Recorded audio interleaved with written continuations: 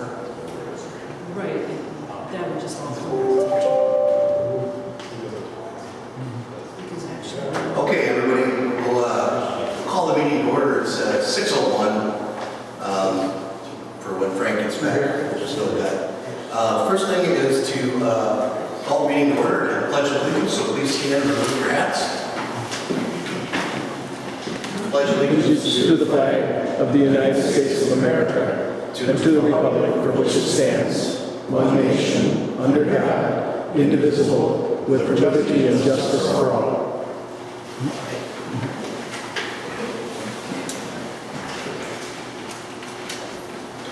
Thank you.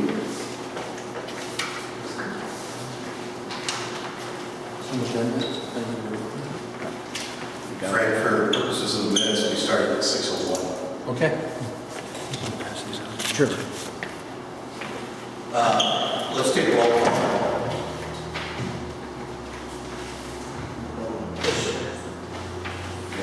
Supervisor Lane. Present. Supervisor Cosine. Here. Supervisor Lane. Present. Chairman Fowler. Here. Quorum present for the board. Thank you. Next item is Chairman's summary of report of applicants and process followed. So I'm very pleased to report for the public that we had really wonderful applicants for the position of clerk and treasurer. I believe we had 5 for clerk and 2 for treasurer, and everyone was qualified, and several were extremely qualified. So it's really one of those things where I think that the job fair resulted in all but one of the applicants, so that was a huge success. And it just goes to show, I think, that with a little bit of effort, the right people were out there. And I think the town is going to be much stronger going forward. Like I said, it was not an easy choice for us to rank the applicants because they were all so qualified. I mean, there was former, executives, CPAs and things of that nature. And so, really, we were blessed to have, I think, a great pool of candidates. So for all those that applied, you're about to hear on our agenda who is going to be offered a position. But for all those that applied and did not get offered a position, I want to say thank you publicly to everybody for taking the time and sharing your experience and your willingness to serve the town. So for all those reasons, I just want to tell our applicants thank you for caring enough to do that. So that's my report on that. Discussion action on extending an offer of employment with terms for current position and possible acceptance. So I believe that after the interviews, the board has made an offer to Nicholas Angelos. And is Nick present? Yes, he is. I see him there. You want to stand up, Nick, and have people see you? The town had sent Mr. Angelos a letter outlining the offer for employment. And I do have one change to make to that offer of employment. I had referenced our town policy on vacation. Our town policy on vacation is silent on the amount of days of vacation. So what I'm going to be proposing is that we offer him 12 days of vacation with the expectation that those will not be taken during election time.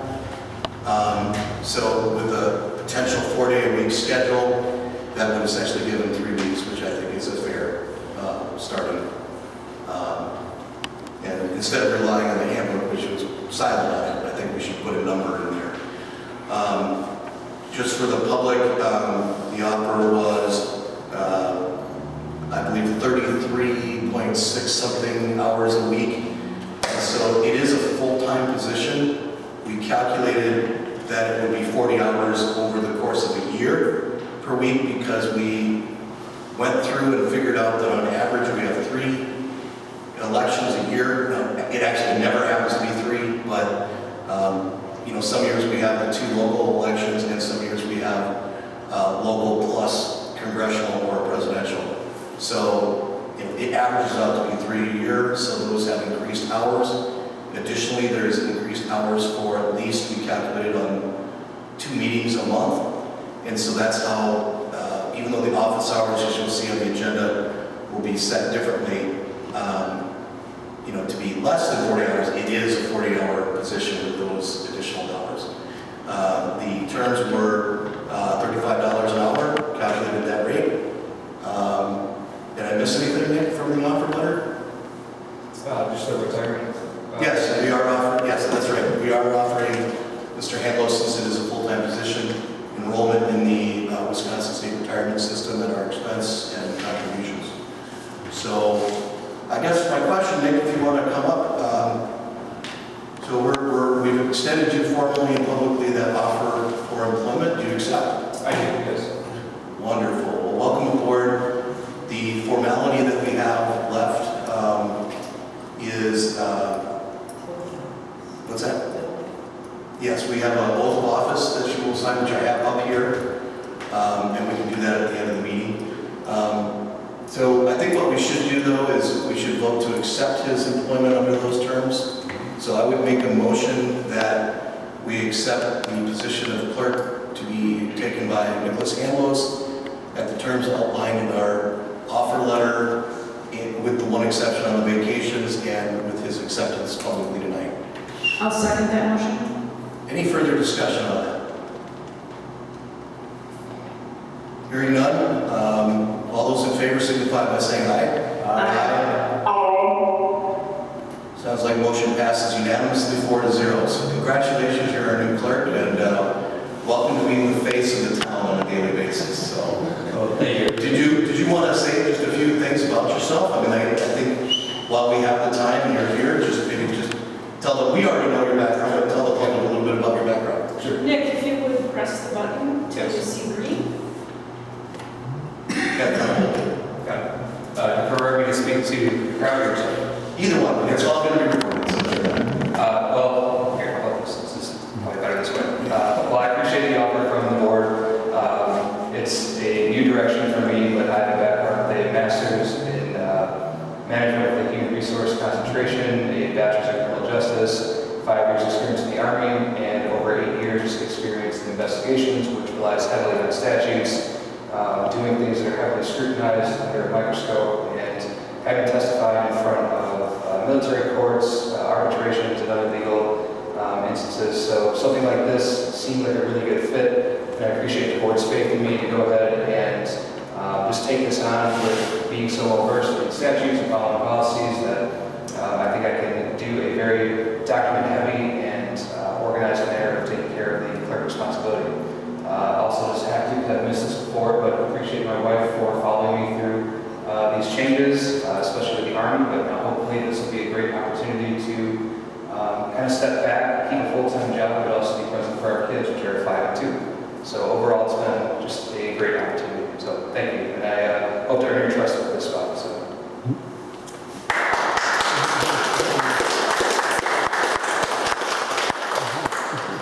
Well, thank you, Nick. We'll move on to the next agenda item, so we're not here all night. If you want to grab one thing real quick.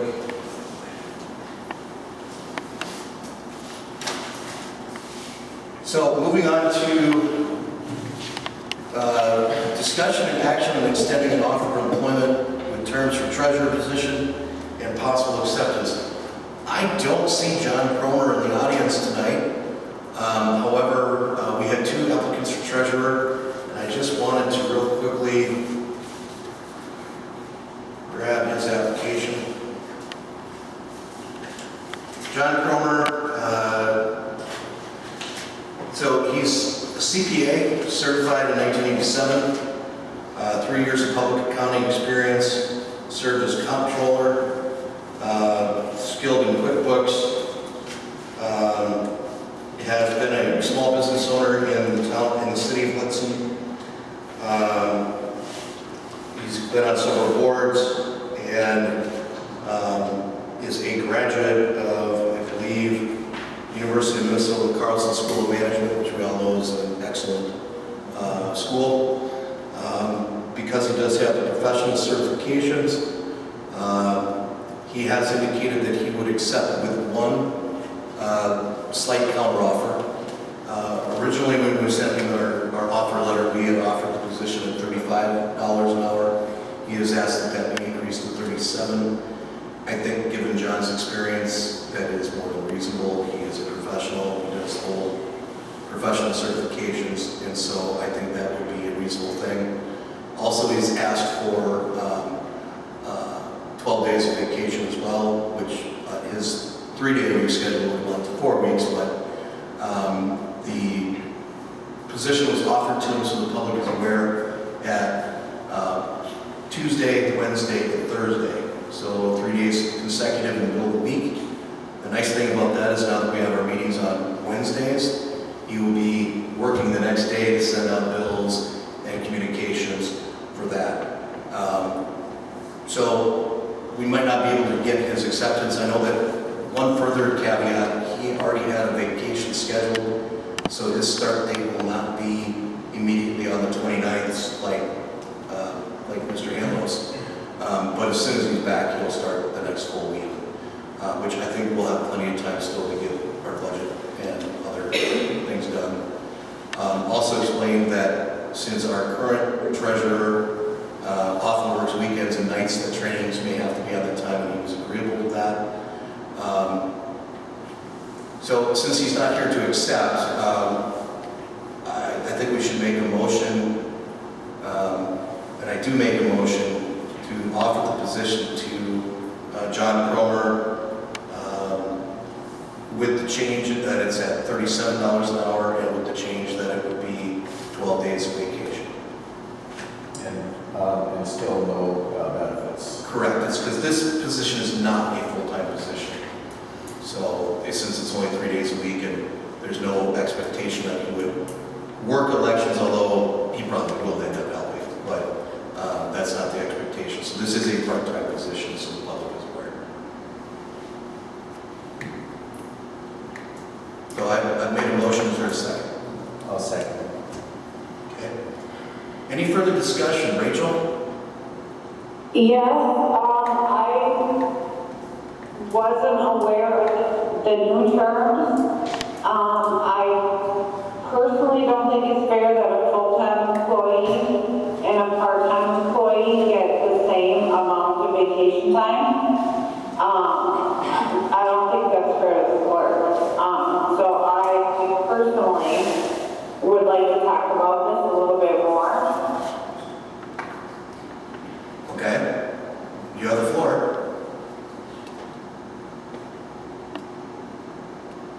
I'm sorry, what did you say? I said you have the floor. Go ahead and tell us what you want to say.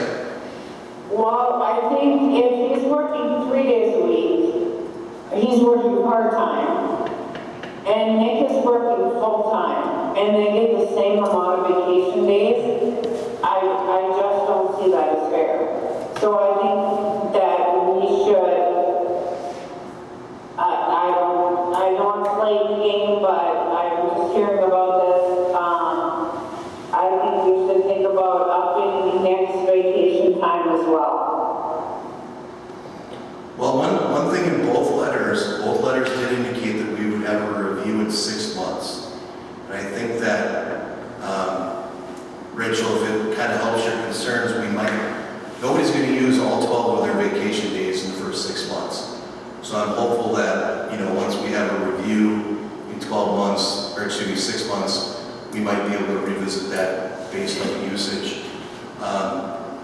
My other thoughts on this are, Rachel, that the position of treasurer, it's not required that the person have a CPA, but is certainly a professional licensure, which is above and beyond what's required of clerks. So I'm comfortable with not making them identical.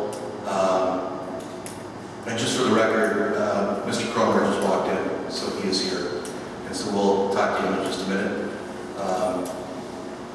My position is, I think the motion I made, I'm going to stand by it. Okay, I will support it as long as I know we can revisit it. And what I feel would be personally fair for Nick being full-time. Okay. Yeah, so I will stand by your motion. All right, very good. So hearing no further discussion, should we have a roll call vote? Supervisor Lang,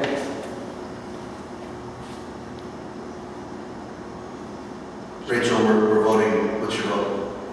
Oh, yay. Supervisor Blank, Yay. Supervisor Fosling, Yay. Chair Fowler. Aye. Motion carried 4-0. Mr. Cromer, you want to come on up and... Sure. So, Mr. Hamlos was just appointed as our clerk, and I don't know if you two have formally met. Nice to meet you.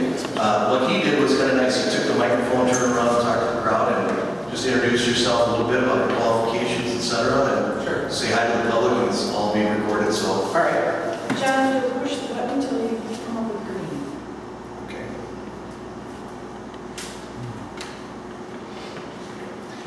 Hello, everybody. My name is John Cromer. I've been pretty much a lifelong resident in the town of Hudson, other than going to college and living over in Minneapolis for about 7 years when I just got out of school. Was a CPA for 7 years and then took over a position in Hudson running a small business all by myself. So I kind of handled all of the financial acumen at that point. And focused mainly on QuickBooks when I prepared my stuff, so that suited this position quite well. And I've recently sold my business, and this position opened up, and I thought, I'm not looking for a full-time job, but this worked out nicely for what I was looking for, just 4 days a week, and I know there's going to be some added hours in there, but I'm perfectly content working on that. Let's see. I did walk in right at the end of the conversation. One of the comments was, this is a part-time job with no benefits. And so I just mentioned that being over 60, the 4 weeks, what I'm looking for in that is obviously not 4 full weeks of vacation, but just my time is 24 hours a week. So I asked for 4 weeks at my 24 hours off, just to give me time to do some travel and stuff with my wife. So that was the only complication there. So that's it.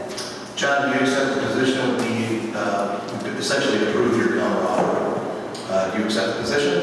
I do. Great, well, welcome aboard. The only thing formal left to do is I have a oath of office, so if you wouldn't mind hanging out until the end of the meeting, we'll get everybody signed their Sure. oath of office. Welcome aboard. All right. Thank you.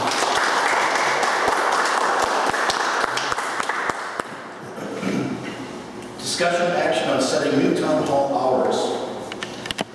So obviously with our new positions, we will need to change back to a little bit different, frankly, than what we originally had planned. And I'm trying to find the exact document with the hours.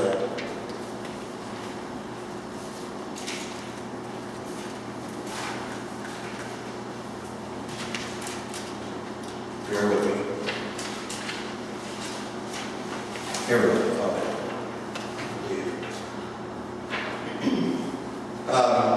What we talked about in the offer was to have our office open 9 to 5 Monday, 9 to 6 on Tuesday, 9 to 5 on Wednesday, and 9 to 5 on Thursday. And that would give all of our employees Friday off. And the rationale for the Tuesday was that for any commuters who have trouble coming to town hall during business hours, there will at least be 1 day a week that they can get in before 6 o'clock. Also, that will give our clerk and treasurer a little extra time to prepare for the meeting if it's a meeting day on Wednesday. So, do we have a motion to extend those hours to 33 hours a week as stated, 9 to 5 Monday, 9 to 6 Tuesday, 9 to 5 on Wednesday, and 9 to 5 on Thursday? So moved. So moved. All right, I heard a motion by Susan and a second by Rachel. Any further discussion on setting the new hours effective Monday, the 29th, 2025? Sounds good. All right, no further discussion. All those in favor signify by saying aye. Aye. Aye. Motion carries unanimously, Frank.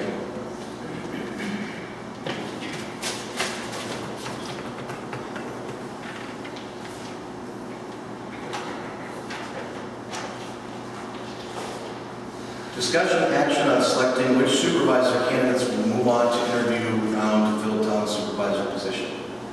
Now, before we begin, I just want the public, maybe that weren't here at the last meeting, we voted on a process to make this process public. You know, in the past, it's been sort of the elected officials will submit names and then somehow somebody gets appointed. And I don't think that's a real good way to do it, so I didn't want to do it that way. So what we did was we voted to do a two-step process. First, we required everybody who's interested to submit a letter of interest. And based on my calculations and my records, we have 1, 2, 3, 4, 5. Haven't you guys have 2? All right, so we have 5 people interested, and so the process will work like this. I don't think we have the time or resources to interview 5 people. That seems a little bit long. So what we're going to do is, our first round is if a candidate, and there will be no interaction, we have your letters. So based on the letters, we will go through each one. And in each, if any candidate fails to get 3 votes to advance to an interview, they will be done with the process, and they will not be selected. If a candidate gets 3 or more, then we will have an interview round immediately following this round. So we will wrap it up tonight. Everybody clear on the procedures? Rachel? Yes. Dan? Yes. Susan? All right. Frank, you have a vote. By statute, the clerk gets a vote. And because Mr. Hanlos isn't starting until the 29th, you're in. And I verified this with our attorney, and so you have a vote. And so there will be 5 of us voting instead of 4. Okay? So, let me put these in alphabetical order.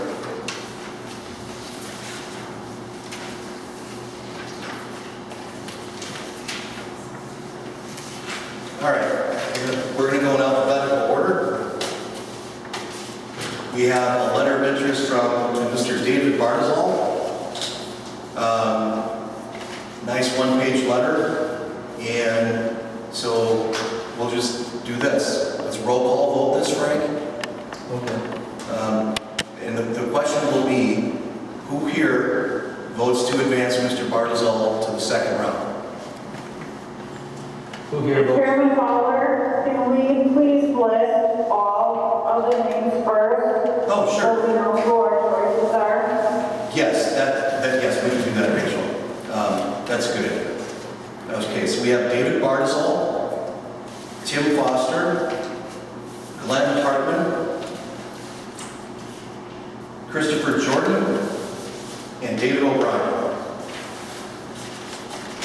And again, if we get votes for all 5 people to go to interviews, that's fine, but I just thought that we could leave this process out a little bit.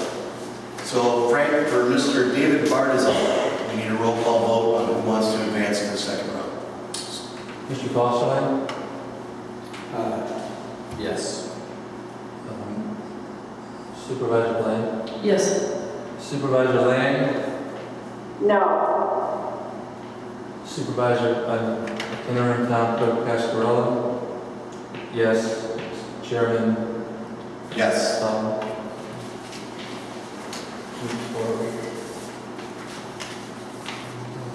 The next vote will be whether Tim Foster advances to the interview round. Roll call vote. Supervisor Blaine? No. Supervisor Fosterline? Yes.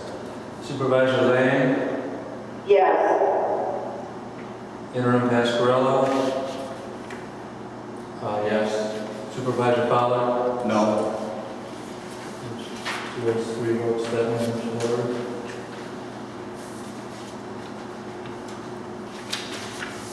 Next one. Foster? No, Hartman. Hartman? Okay. Glenn Hartman. Roll call vote. Supervisor Foster?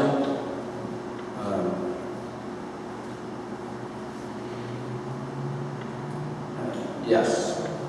Supervisor Blank? No. Supervisor Lang? No. Interim Pascarella? No. Supervisor Fowler? Yes. Motion fails.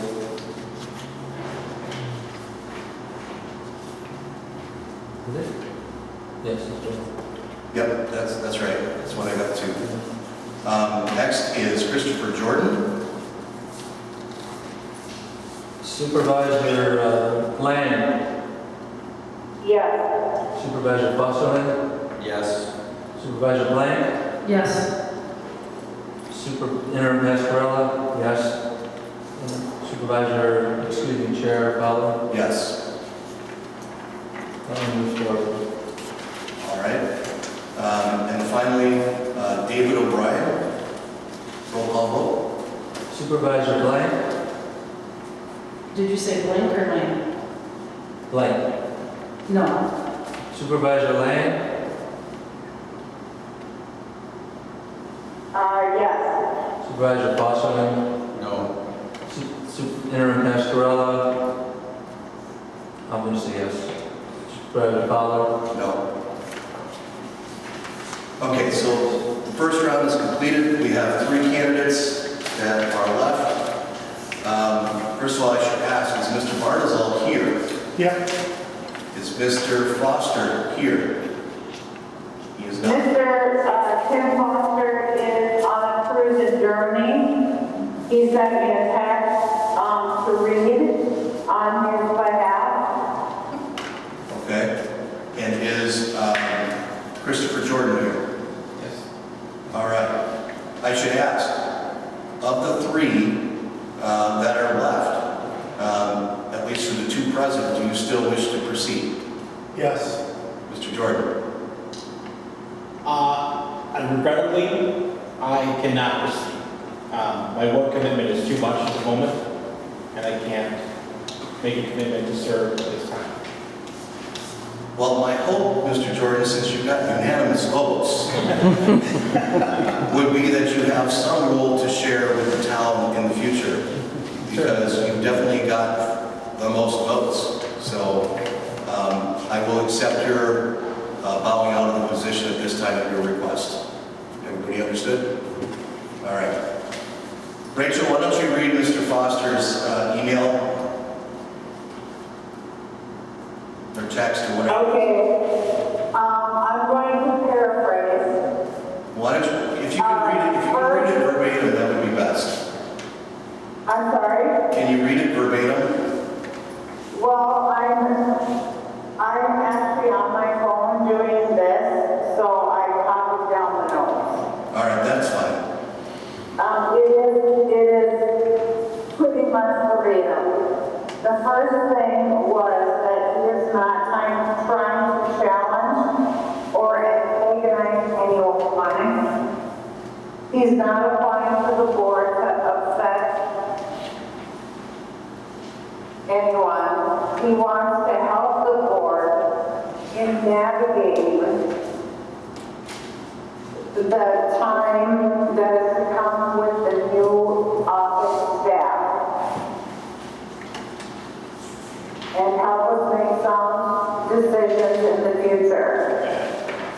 The areas he believes he can help, the budget items and procedures, loan, I can't read my own writing because I'm blind. Loan for capital improvements.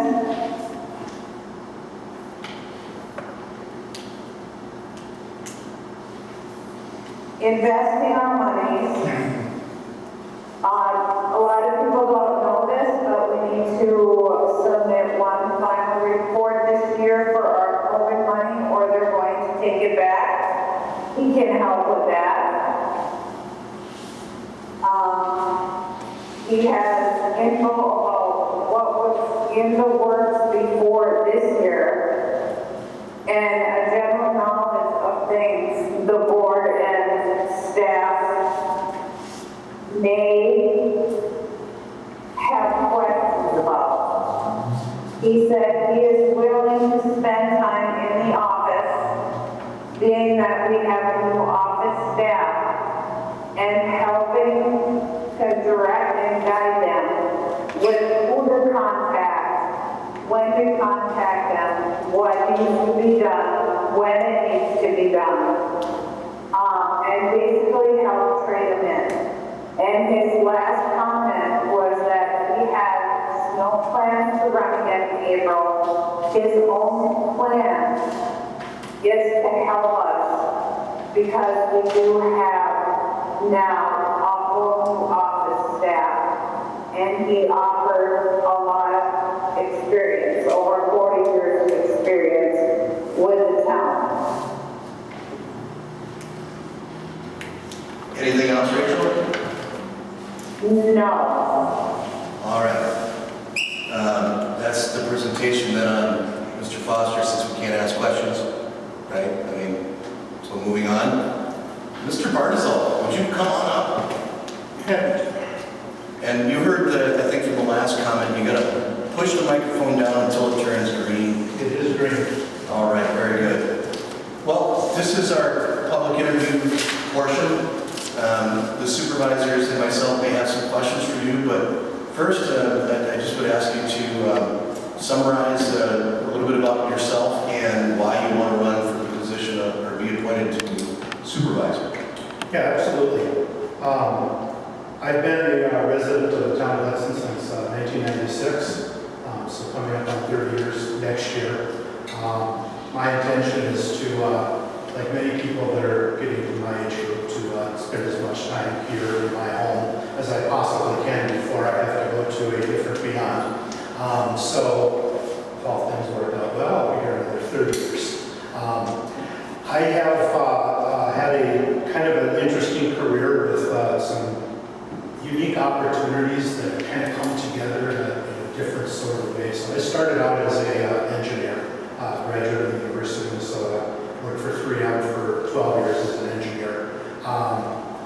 The company spun off a business, some people in this room probably know it, called Nation in 1996. Same year that I moved back here from Arizona, where I was working for them in a manufacturing facility. At that time, I got involved with product development, and then with some success there, also took over our technical services and support, and really kind of dug into that in a way that I never expected would be really interesting to me.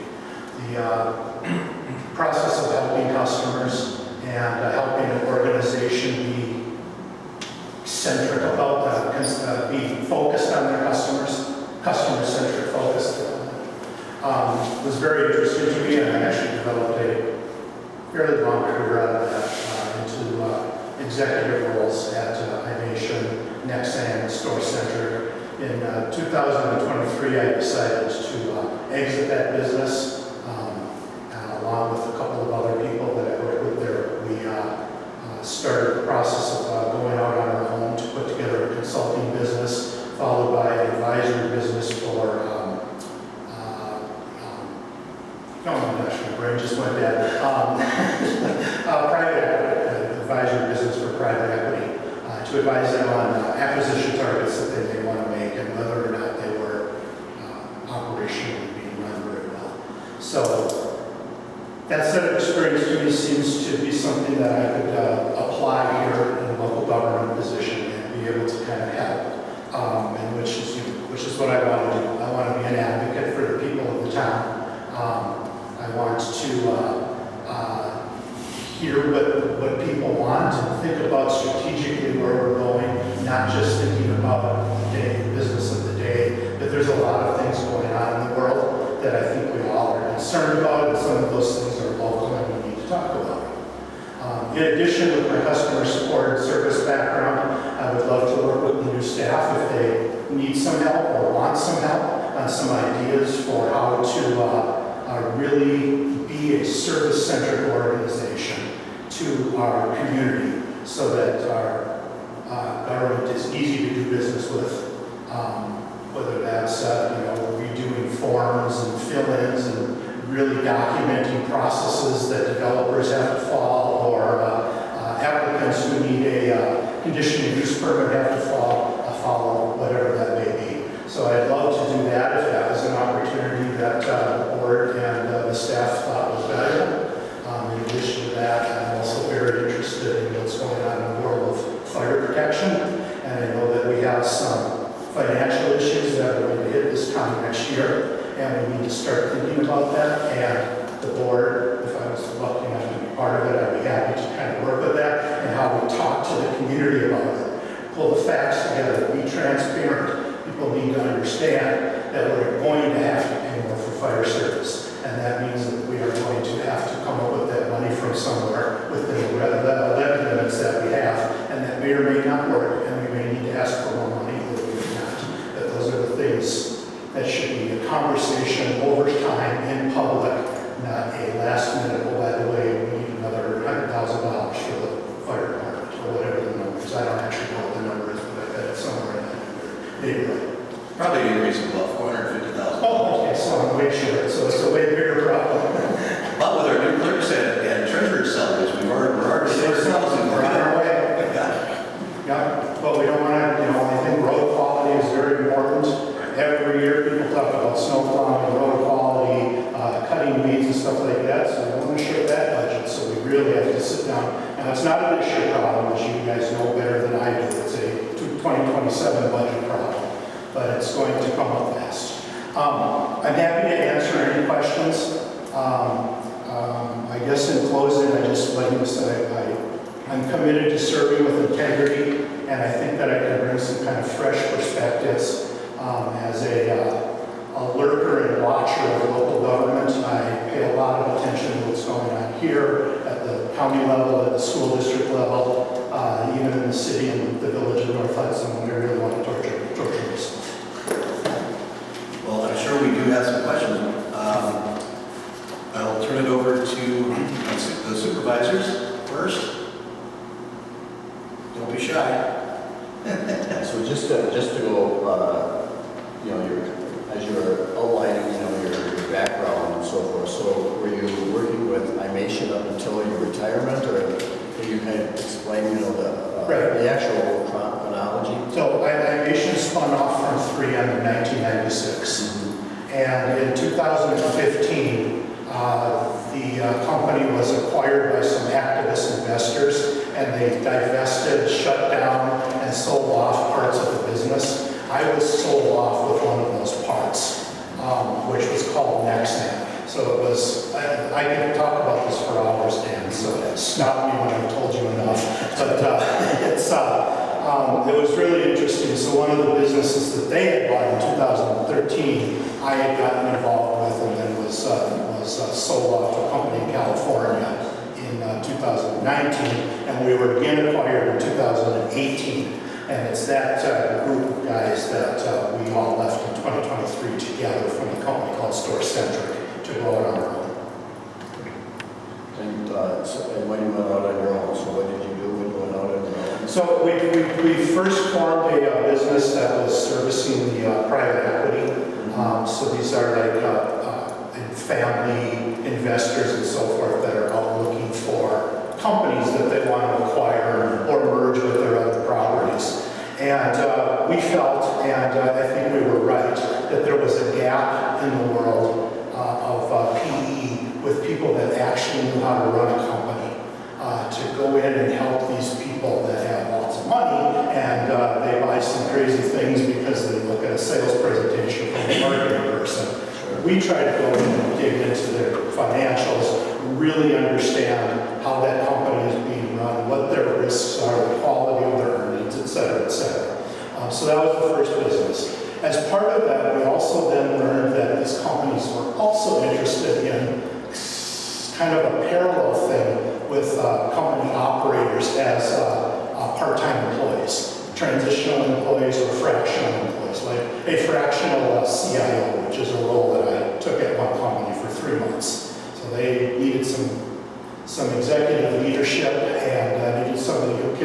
jump in and know what they're doing on day one and get started, and then put together a quick exit plan so that they don't have to spend a lot of money for a high-level C-suite person. Great. Mr. Barzal, we heard from Mr. Foster that he did not intend to run in April. Therefore, he would be part of our unit only until April. So as a supervisor, would you fill this term until April and then be done? Or are you thinking that you would run in April to fill this term for the following 2 years for this seat? I am anticipating that if I was appointed that I would run. And I don't mean to use weasel words like anticipated, but that would be my intention as I stand here today. Things can change over time, but that's what I'd like to do. This would be the first time that I ran. Interestingly enough, I ran against Mr. Foster in 2009, so it's kind of funny for me to hear that I was running against him again, sort of. Well, you may be surprised, but I looked at your campaign material from back in 2009, and I loved what I saw. Your issues, and again, we're essentially conducting a mini election here, so we are going to get a little political. At least I am. Even back in 2009, I believe your material was talking about improving the culture at Town Hall. Yes. I believe that you were fiscally concerned about spending the town's money, and I believe that your material overall, it's almost like, I didn't know it existed, but it's very parallel to what I had, which was the last contested election that was held here in the town of Hudson. And in that election, I think it's pretty clear that the majority of people voted for a change. So here's my question to you. Are you happy with the changes that are going on, and what do you see as how to keep this momentum going with your skills?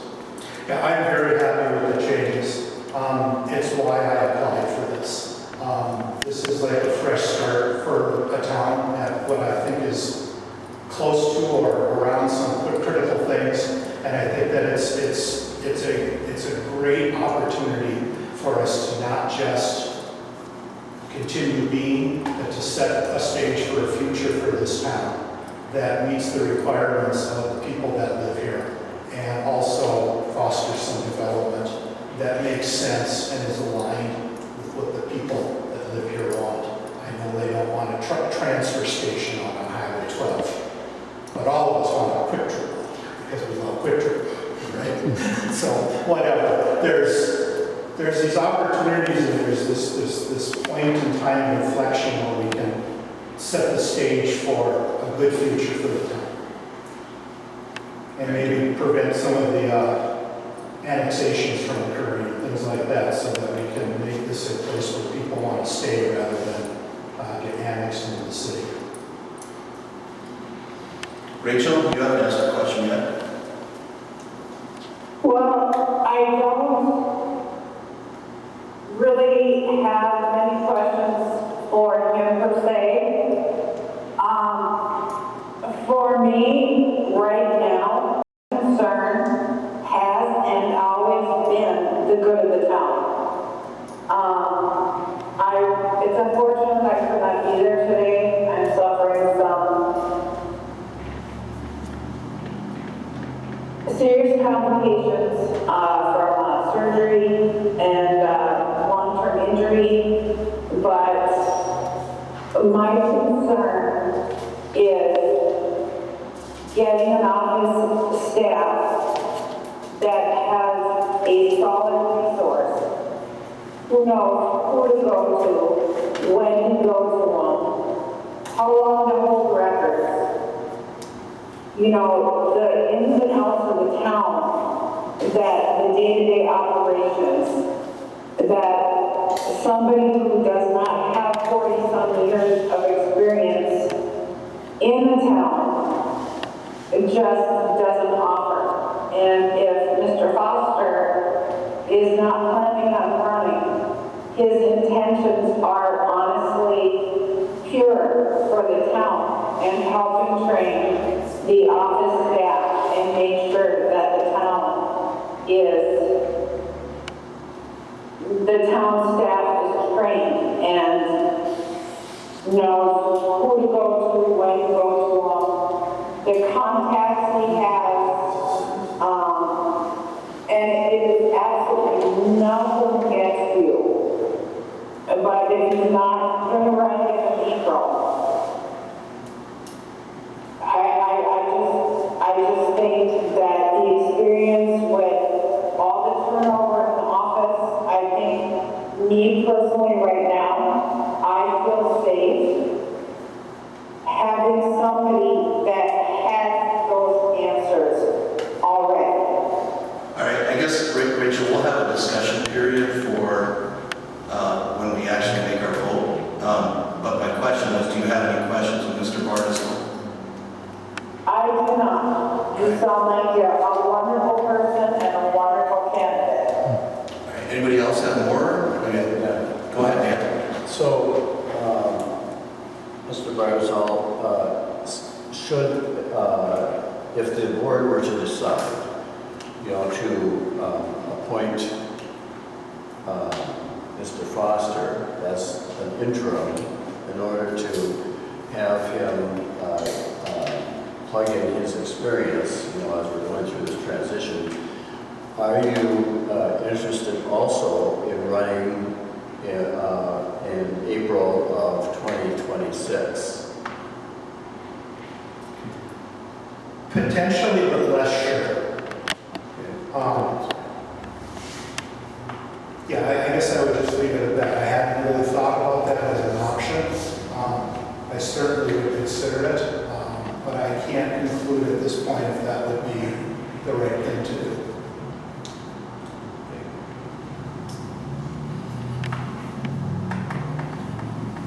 I have just a real quick question. At your stage in life, do you have the time to devote to this? Because I would love to have board members who can be delegated tasks, take on projects of their own. You mentioned fire. I'm the one going to fire. I don't know anything about fire. I know about cops and law enforcement, but I don't know anything about fire. So, I guess I'm trying to gauge what your availability is for working for the town. With both of my businesses, I am a kind of a leader for the roles, and there are staff that are actually doing most of the day-to-day work. On any given normal week, I have 3-4 hours of phone calls that I need to make, and then I spend the time trolling on the internet in my wife's basement, so. I have lots of time. There are occasionally deals that we do where it's all hands on deck for 2 or 3 weeks, maybe even out of town. But that is once or twice a year at most. So yes, I have lots of time available, and I would be more than happy to dedicate time to delivering on this promise. Any further questions? Mr. Barzal, have you ever helped with elections? No, I haven't.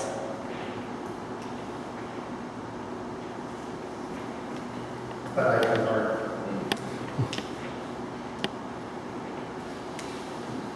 Can I ask why, if you are willing to do it now, if we were to vote in Tim Foster, why he would not be available in April to run for that seat? Thanks, Rachel. It's not that I won't be available, it's whether or not I feel in 6 months, whether or not that's the right time to jump in. Like I feel like this is the right time to jump in, where we've got 6 months working on establishing kind of a new way of running the town, and I would like to participate in that. That would excite me, and I would feel much more ownership. And so I'm not saying I would not run in April.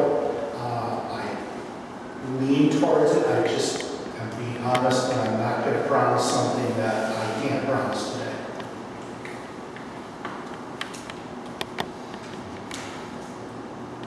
Yeah, go ahead, Frank, you're voting.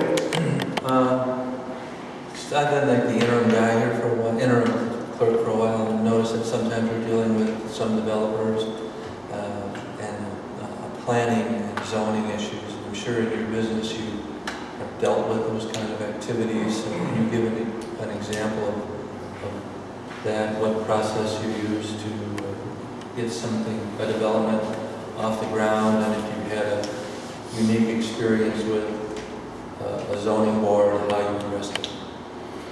In my business, I have not had to deal with zoning boards. We have done remodeling of warehouses and so forth, but have always hired an architect and a builder and have delegated to them, along with our legal department, to deal with any zoning stuff.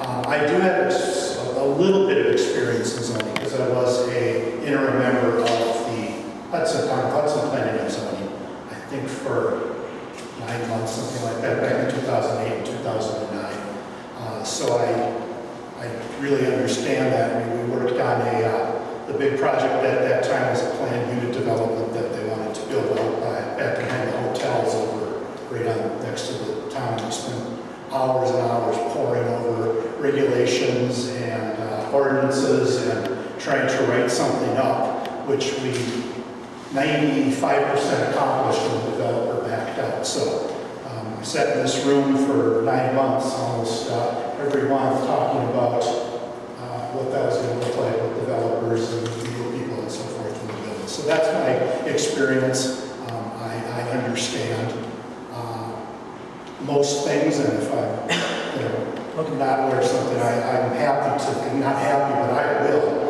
read our whole book of ordinances again and comprehensive plan and all of that, so that I'm always familiar with the situation.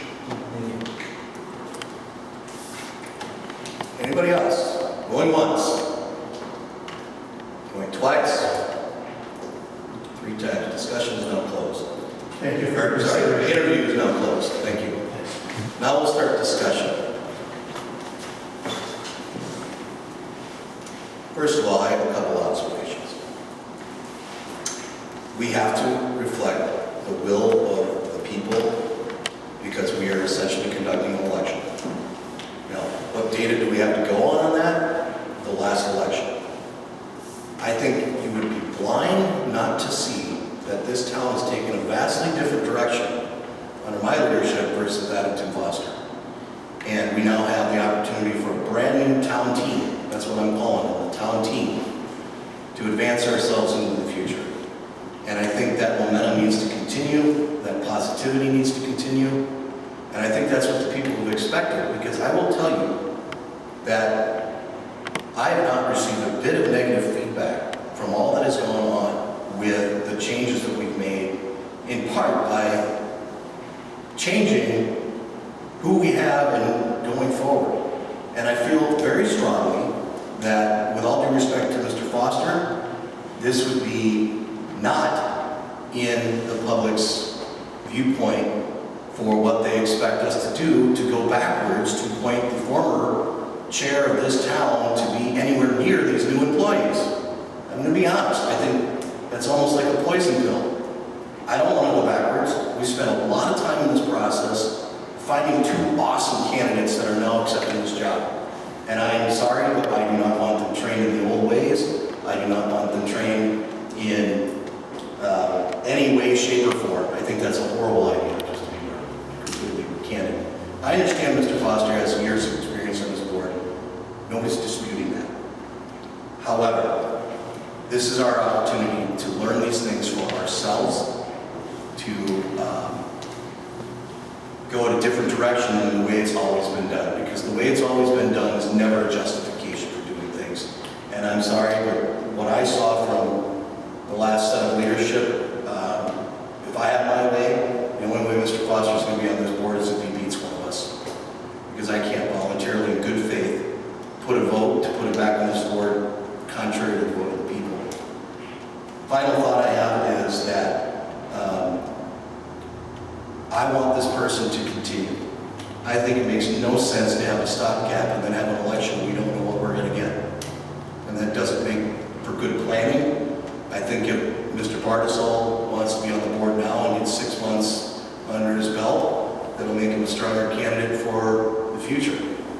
so I don't think it's good at all, because if Mr. Foster doesn't want to run again in April, then who knows who's going to pop up and take that spot. We might not have somebody who right now wants to do this job going forward. And so for those reasons, I am 100% casting my vote for Mr. Bartizal. I think it's it aligns with the view, the wishes of the people, which is very important in a democracy. So I think that my mind is very well set. I have to answer back on that a little bit, okay? Because Tim Foster and I butt heads a lot, okay? And don't forget, you still have 3 other board members with you that want to change. I don't think any of us were happy with the way things were going. Okay, but we can't always get the vote we want if, you can't get the majority, I guess. And you are a very intelligent man, obviously, but you also have 3 other board members standing with you, voting for change. And I know that it would be contentious, but to me, it wouldn't be trained in the old ways. That's not my intent. My intent has always been to do what is best for the town. And I am concerned because there are severe consequences to some of these things if they're not done, or they're not done in a timely fashion. To me, it makes sense to have somebody, and after a long conversation with him, he seems truly interested in just helping the office learn, okay, this is Chief Spielman, this is Matt Corbett, this is what you do. This is how long you hold these records. I don't think that he's going to corrupt the new office staff. First of all, I don't think they're corruptible.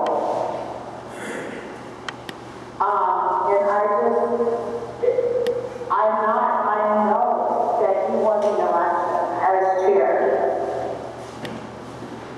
And he may have run for a seat and won just a regular seat. I don't know. I know people want to change. I know the 3 people sitting with you on the board want to change. So we are all one. We're all one voice in that. And I'm not saying bring back the old ways. What I'm saying is let's use some common sense and use the knowledge that is at our fingertips to give basic training to our office staff, because they're going to be directed, they're coming in brand new. And who else can offer them that? And that is my concern. And like I said, Sam Foster and I, we butt heads a lot when we were on the board together.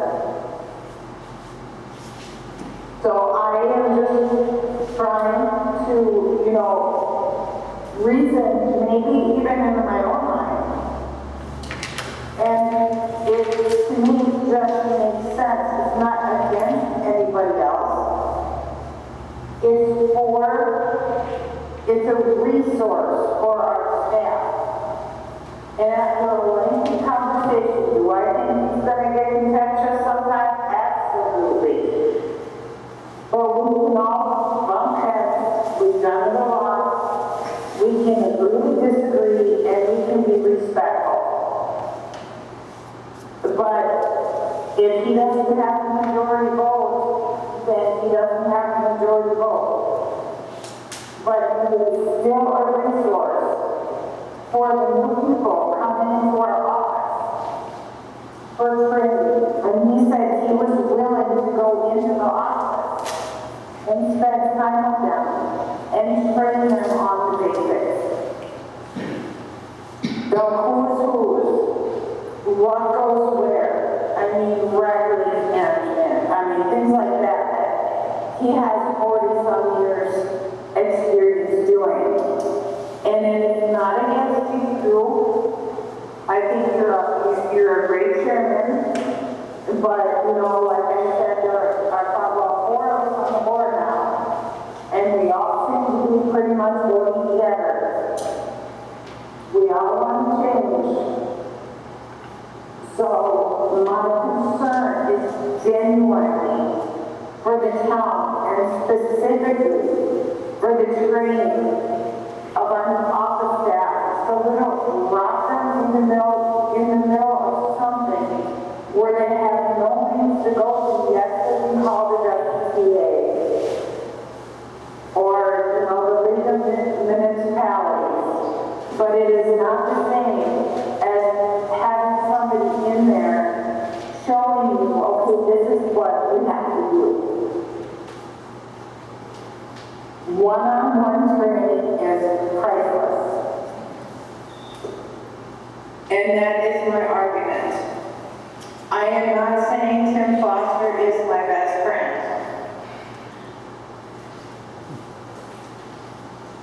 All right, thank you for your statement there, Rachel. Anybody else have discussion? Yeah, I would like to have some discussion. I would like to agree 100% that Tim Foster has one heck of a wealth of information in his brain. He can be extremely helpful. My personal and from experience with working with Mr. Foster, I have butted heads with him, which is great. We cannot agree on all things. However, Mr. Foster's sounds like he would like to just help out, to go through April. I, in my mind, can't understand why, if Mr. Foster would like to help us, come and help us. He doesn't have to be on the board to help us. We were left high and dry to find things, figure things out, and we have been going forward. We have found that things that have been done this way, that way, may not be the correct way. So I do not want to go backwards. I want to go forward. We have a young clerk who will have assets with other clerks to ask questions. And again, I open up my arms with thankfulness. If Mr. Foster wants to come and help us, by all means, please come and help us. Because I know he has a wealth of knowledge. But I don't believe that that wealth of knowledge has to be locked in a key and can only be used by being on the board. And that's where I'm going to allow it. Can I quick, Dan, before you go, can I quickly say something to piggyback off of what you said? I got zero transition from Mr. Foster. If the intent was to help this town, I could have gotten a memo that says these are your deadlines, this is when things are due. I got none of that. And now all of a sudden he wants to come help. Well, he can send us an email if he wants to help. He can send us what I should have had in April. But instead, we've fought through it and we got to where we are. And I feel it's too little too late on that. If he wants to send us a memo with what he thinks should be done, we'll take it. But that lack of leadership is what led us to where we're at today, and I will not go backwards. Thank you, sir.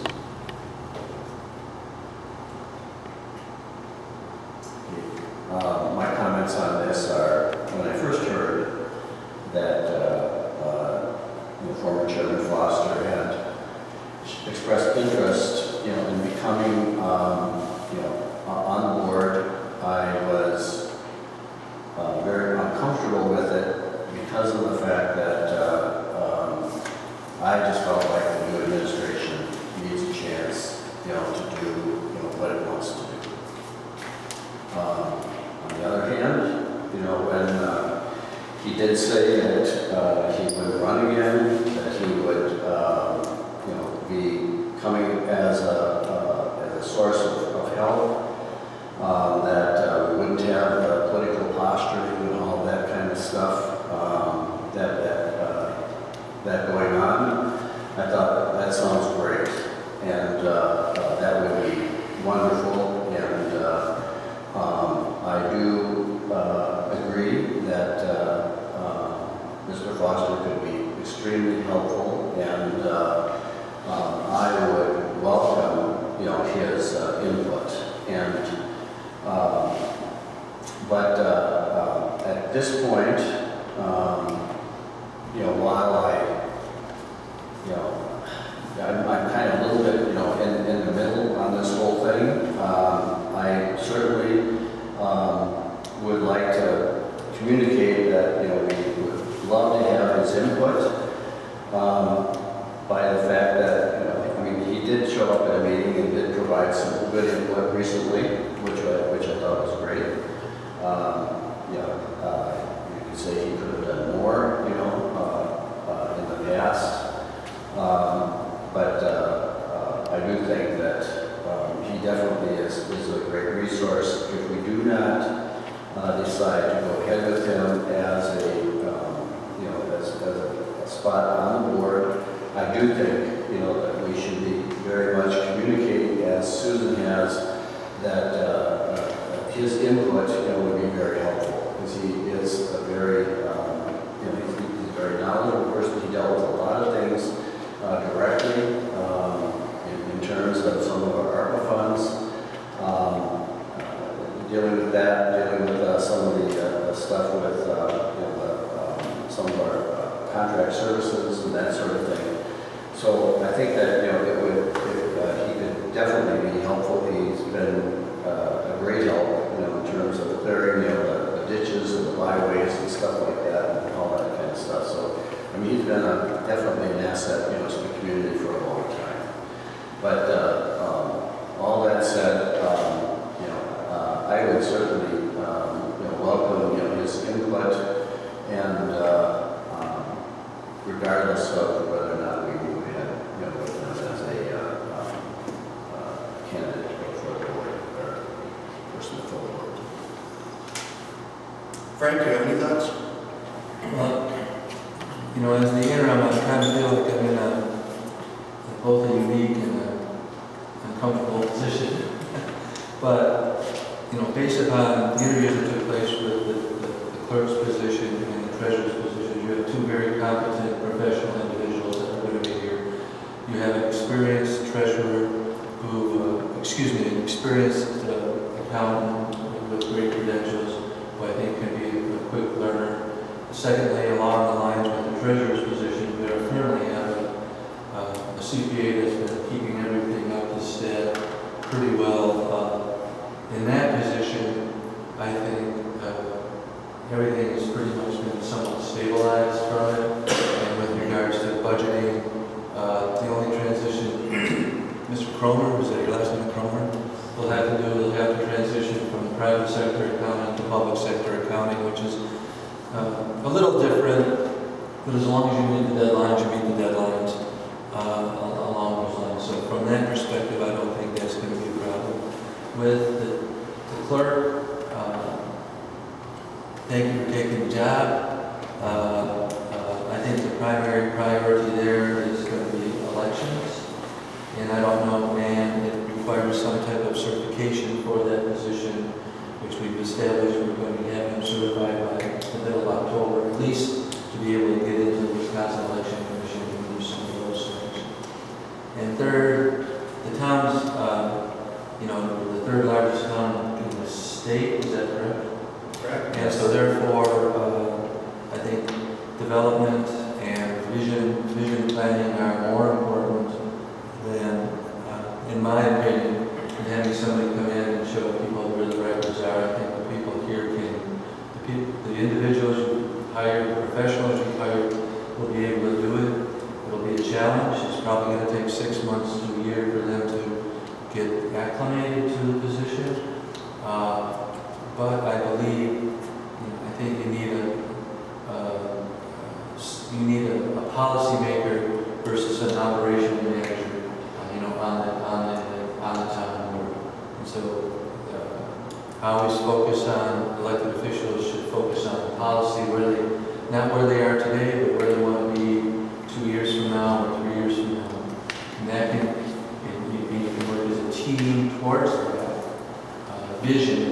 And sometimes you'll agree, sometimes you'll disagree, and sometimes you'll amend your word towards a compromise. So, I know who I am planning to vote for on this issue. And so that's what I'm. Thank you for your comments. Going once, discussion, you can go again, I don't care. I would like to say that this decision is, I'm really struggling with it. But I also do know that it was a very contentious relationship between the chairs before the election. And I support you wholeheartedly, Chairman Fowler. But I think I'm just really torn on this. I don't think anybody's talking about going backwards. Like I said, we have, with the three of us, very like-minded people. We're not always going to agree. We're going to butt heads, but we can do it respectfully.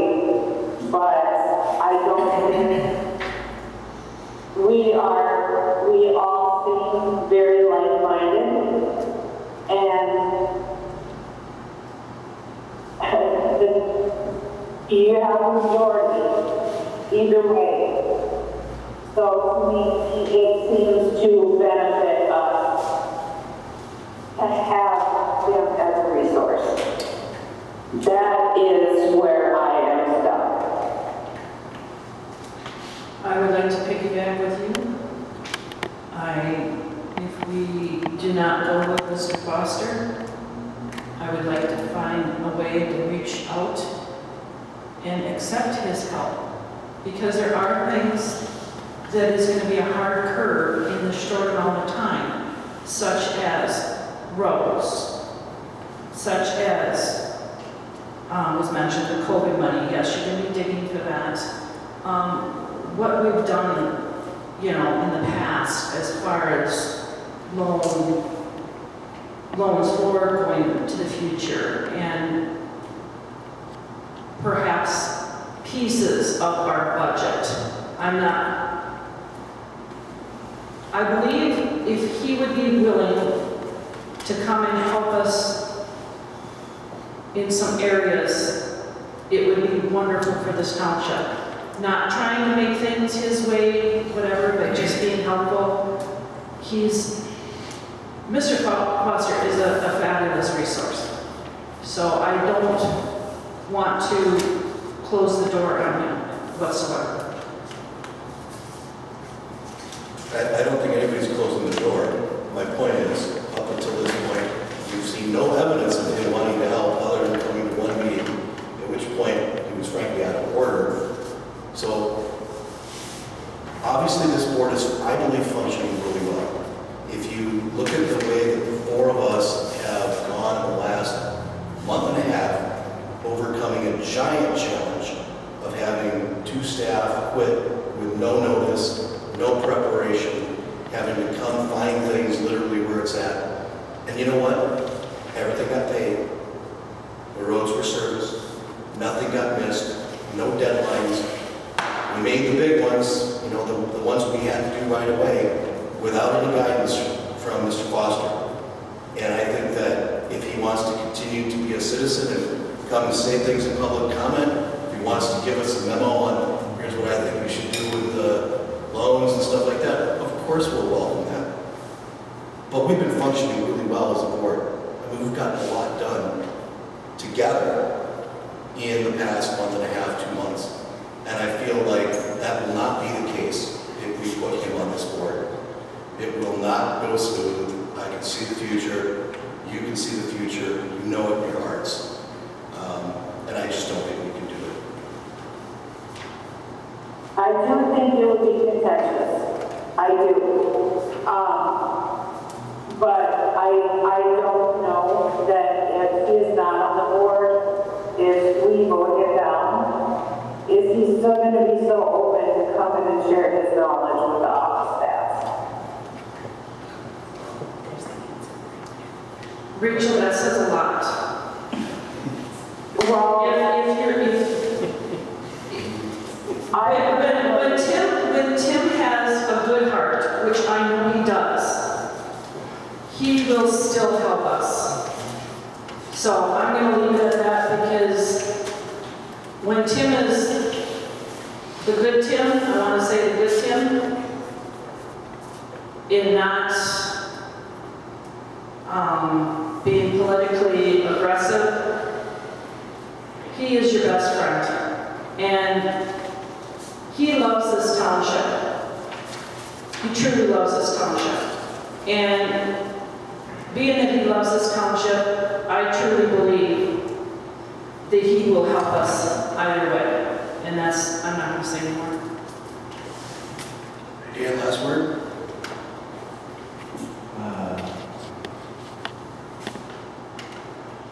I do have, you know, I really like Mr. Armstrong's background, and I think, you know, he'd be a great person to have on the board. I would like to see him run, and I would prefer to see him,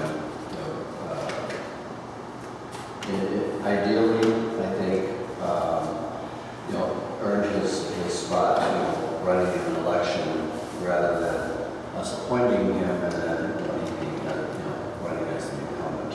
But so that's not that's the one concern I have on that side.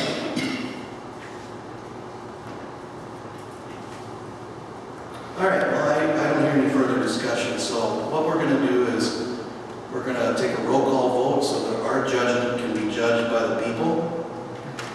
So Frank? Need a motion? No, I think what we're going to do is each of us are going to vote for our candidate by roll call. Oh, okay. Supervisor Lang, I vote Mr. Barzal. Supervisor Foster, I vote Mr. Foster. Supervisor Lang, I vote Mr. Foster. I'm trying to figure out. Supervisor Fowler, Chairman Fowler votes for Barzal. Interim Pasquarella, Mr. Barzal. Mr. Barzal, please stand. The last step to have you take office is we have an oath of office for you to fill out. We can do that after the meeting, but congratulations on your appointment.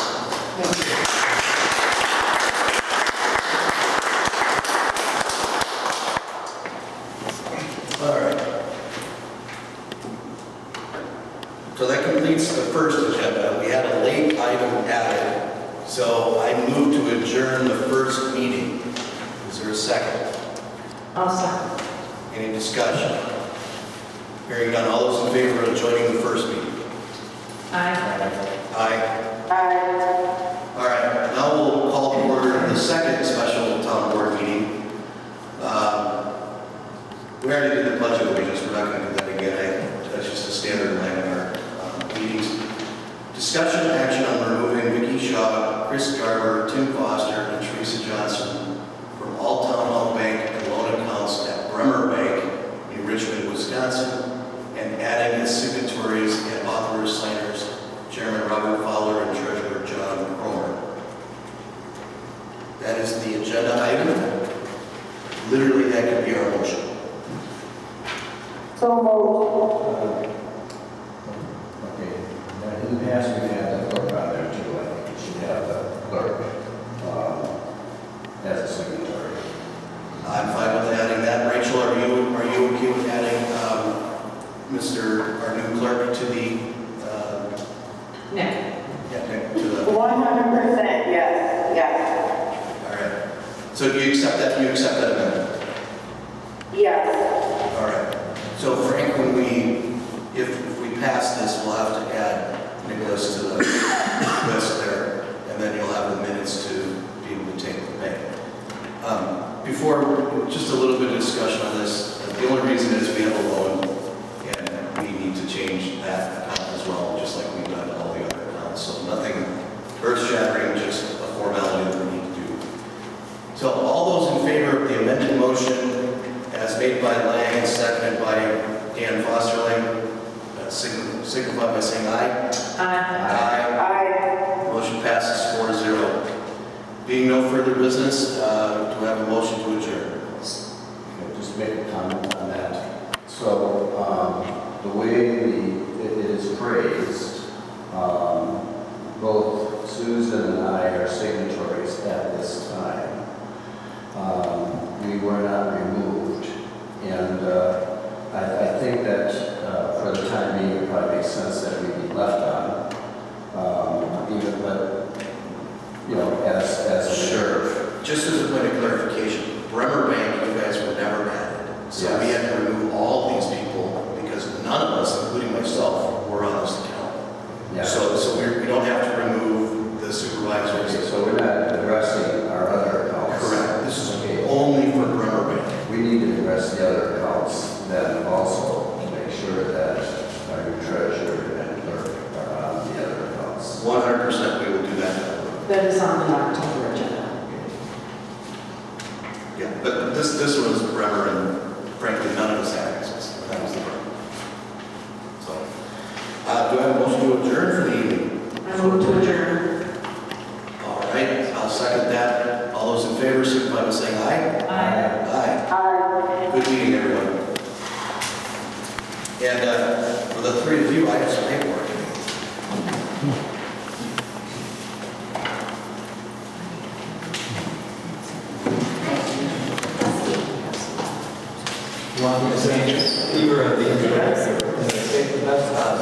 The ones from the rubber band. Just that one.